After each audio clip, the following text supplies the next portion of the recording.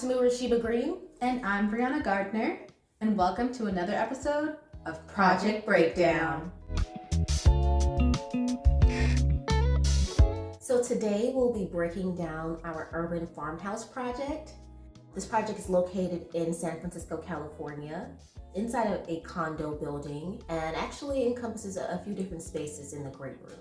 The great room consists of the living room, the dining room, reading nook, and the office. And we're excited to kind of break it down and go through our design process with you guys. First, let's discuss the scope of work for the great room of the Urban Farmhouse project.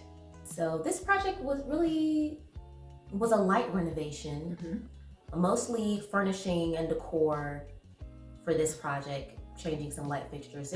There was some construction work, but very little in this great room space. And when we had first entered the space, the clients mentioned that there were two things that they really wanted to keep, and that was the existing coffee table and the brick wall that's adjacent to the staircase. And which they actually added. So they actually added the brick wall before we had gotten there. Both of those items actually really informed the overall aesthetic of the project.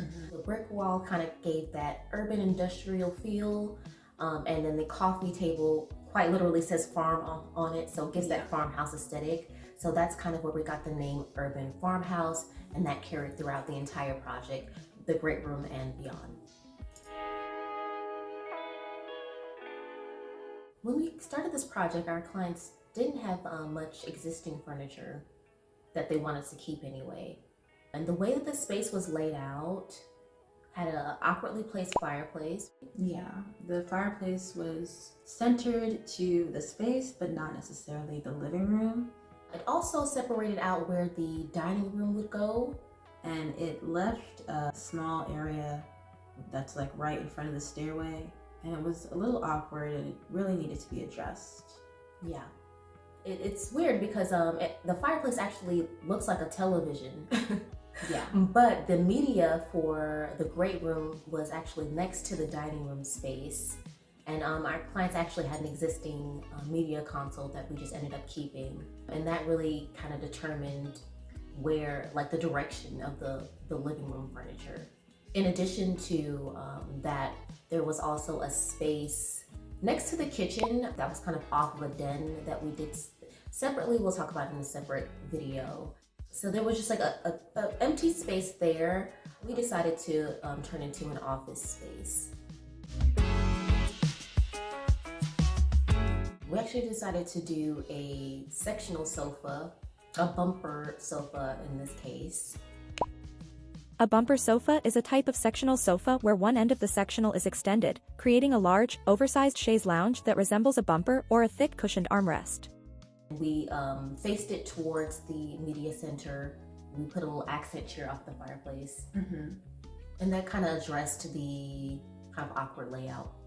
Not much happened in the dining room. Our clients wanted to keep their existing chandelier or pendant, and they wanted to keep their existing dining table. So what we did is we added a series of 6 chairs. These chairs were upholstered in a nice dark gray fabric, just so that stains and everything won't be as visible. We also added some accessories that we'll get to later on in the video. Yes, in the reading nook, here's where we did add some architectural detail, and we used cabinetry here to create a window seat basically. And we did that by first building out a 4-inch platform that we later covered with a toe kick in the same finish as the cabinets we put above.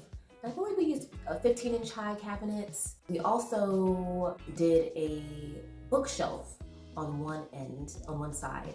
We pivoted it so that the direction of the books were facing the client on the seat rather than having it face out. Off of the our reading nook, amply placed is our kind of library wall, which was just a half wall up from the stairs, kind of in the space, once again, awkward. And we decided to paint it black and put leaning shelves on well, I think it was 3 rows of leaning shelves. Yeah. And that created an extension of our kind of library, we call it, that hallway that we made with the sofa, and the half wall is kind of our library area. Yeah. And last but not least, we had to adjust the awkward area, as we mentioned, between the kitchen and the den. And for that area, we decided to allocate that space as an office because our clients did need a designated work area. For this area, we added some more custom cabinetry. We used a simple shaker style so that it was broken up from the kitchen, which is kind of like in a dark wood veneer, gray wood veneer. Mm-hmm. And we didn't want to use the same kind of reclaimed looking wood that we did for the library because it was going to be right next to the kitchen and it might clash. So in this great room, we actually have 3 different types of cabinetry that is blended and placed together very well. Yeah, very seamlessly. Yes, that's the word I was looking for. We kind of touched on it a little bit, but we can get into kind of the furniture and the finishes that we used. Yeah. In the living room, as Tamu mentioned, we ended up going with a pretty large sectional. We decided to upholster it in a performance fabric. It's sort of like a light beige linen color. And we chose a performance fabric because our clients did have a dog and they did have a new baby, and we just wanted to make sure that the upkeep was as easy as possible. Speaking of upkeep, we also went with leather on the accent chair. I don't love to use leather, but this time it just was what it was. But anytime I can use vegan leather, I do. This is an actual leather chair. What I really liked about this chair was the mix of materials because it had the metal that kind of pulled from the coffee table, and the wood on the arm that kind of pulled from the coffee table, and the reading nook, as well as the leather. And of course, leather is very wipeable, easy cleanable, and something that lasts a long time and really looks better with age. In the reading nook area, Tamu mentioned it a few times before, but for the custom cabinetry, we did end up going with a slightly modern reclaimed wood look, just to kind of blend the urban and the farmhouse look together. The furniture in the dining room, Briauna did mention that we selected dining chairs in a kind of dark velvet finish, once again, so that it's low maintenance. And also, I really liked about these chairs, it kind of had a little cut out in the back.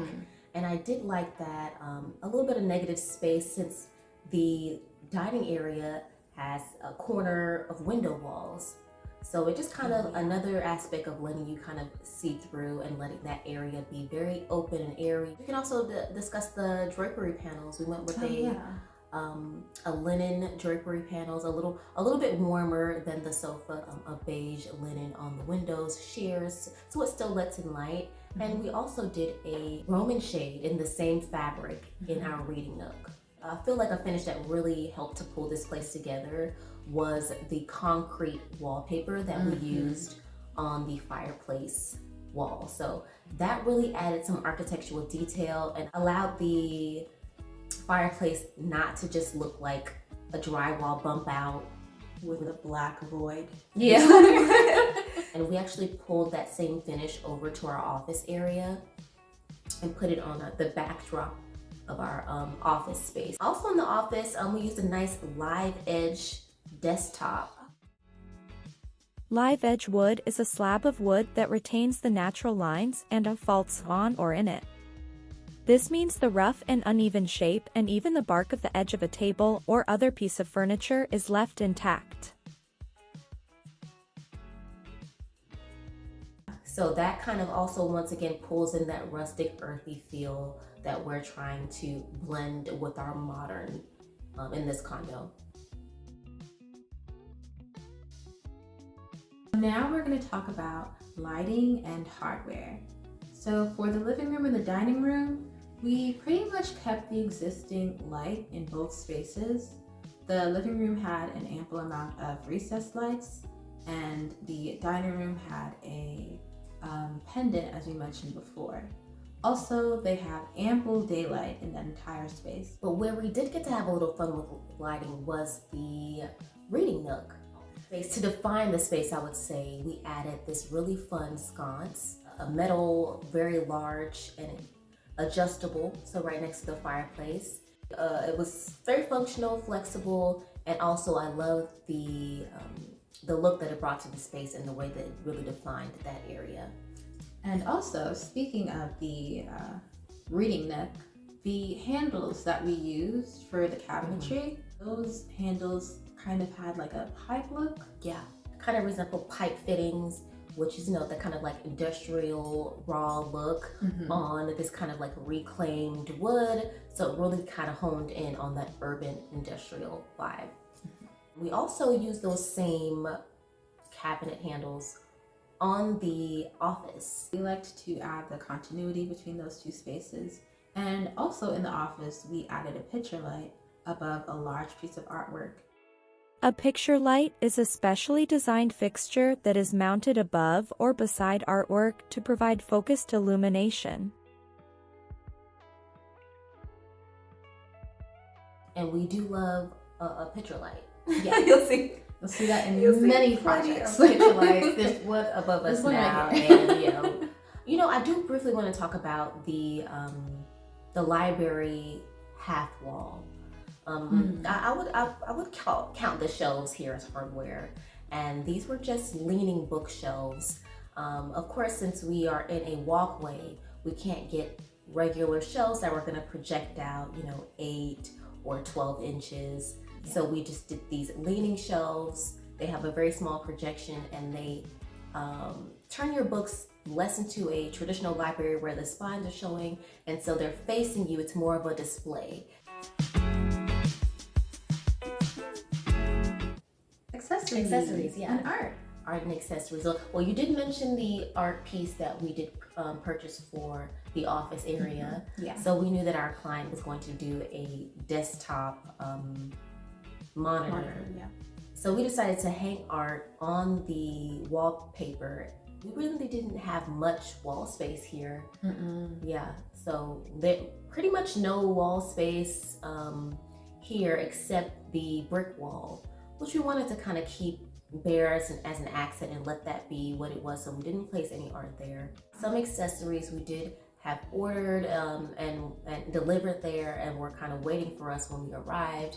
And then we also went shopping while we were there in California for additional accessories to fill in the office and also the reading nook area. Okay, so getting into these specific accessories, we'll start in the living room area.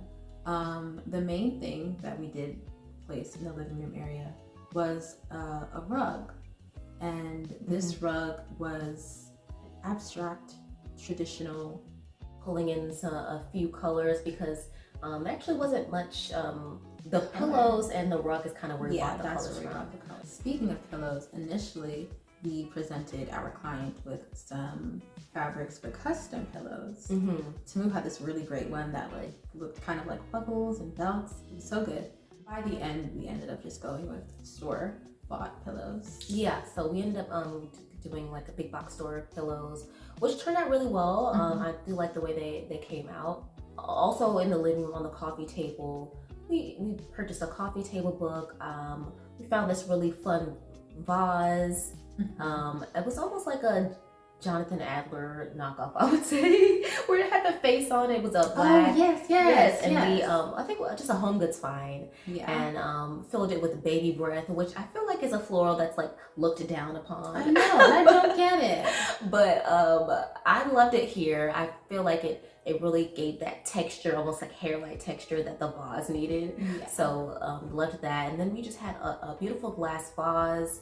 Or a bowl, I should say, a pedestal bowl. And then we added the artichokes in there. Artichokes, love artichokes as a bowl filler. Yeah, so good. Not really often used, but so good. Yeah, I don't. Why are the artichokes in the living room?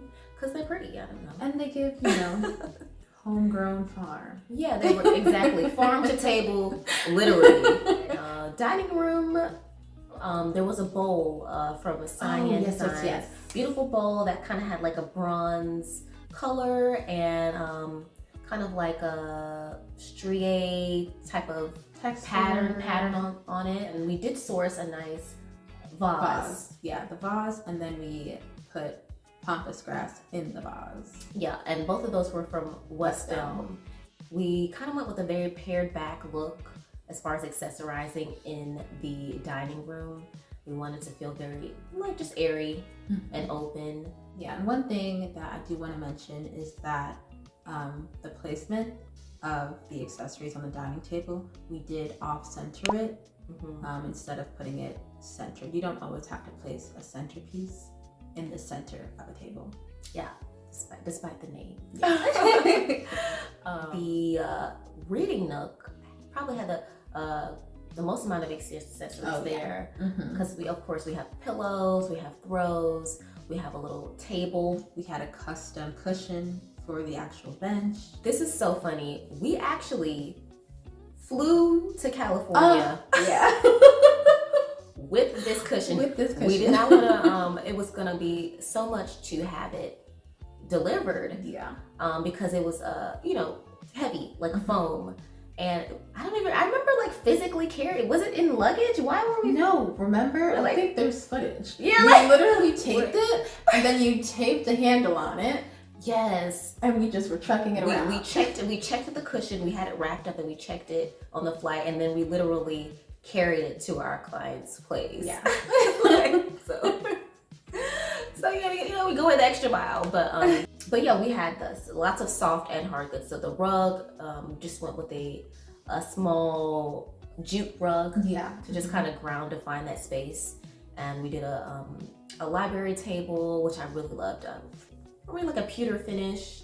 Yeah, and it had like a really nice, unique shape with the legs, with negative space in it. It was really nice. Yes, and then of course the shelves we accessorized with some of our clients' books and some accessories that we purchased as well. We actually did a floor mirror there. It's not in all of the photos. I think we ended up editing it out of some of our photography. It just kind of brings in more light into the space. Yeah, and because we left that entire brick wall bare, we thought we can add that mirror to help bounce the light back into that reading area. Yeah. And last but not least, I have to mention my favorite accessory, which was actually our clients had an existing like little Yoda doll, which I thought was so cute, a little baby Yoda. Yeah. Yoda just as a baby is just so adorable. Anyway, we decided to put him in the office.